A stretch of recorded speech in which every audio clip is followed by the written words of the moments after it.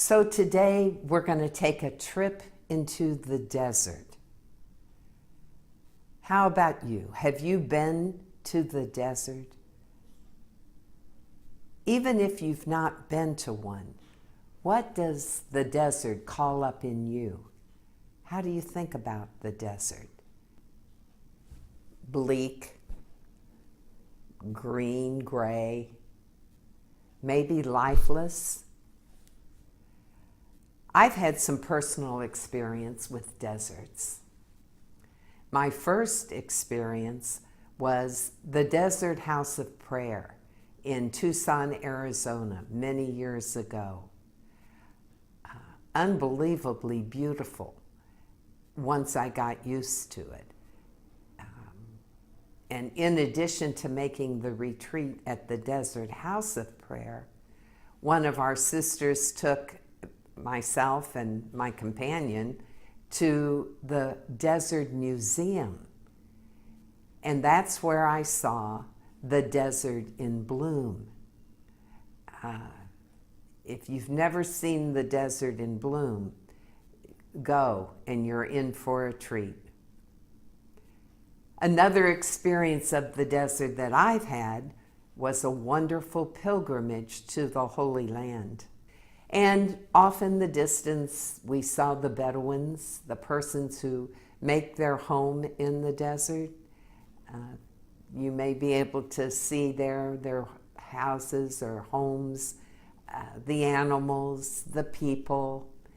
And the characteristic of the Bedouin, as you know, is they stay while they can maintain themselves, and then when they can't, they fold up and move to another part of the desert.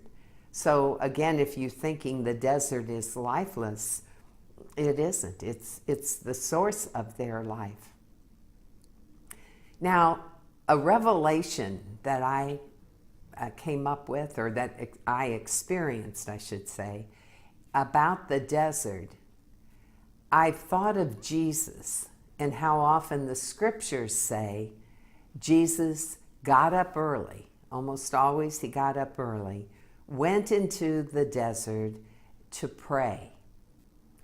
And again, I thought, before I had had a variety of experiences of the desert, I kind of pictured him, I don't know, just in the bleakness of it all, maybe pondering issues, etc., just things that were on his heart and his mind, which I think is probably true. However, when I went to that desert museum in Tucson, the desert was in bloom. You cannot imagine how beautiful that desert is when it's in bloom.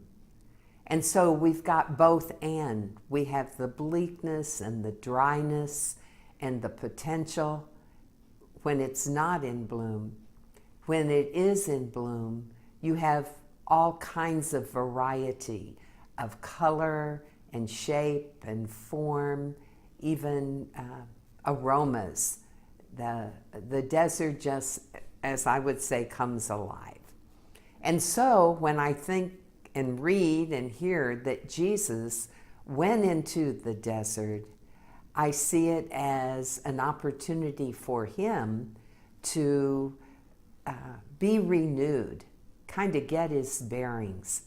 And so today, I'm inviting you to spend a little time in the desert as we wind down the season of Lent.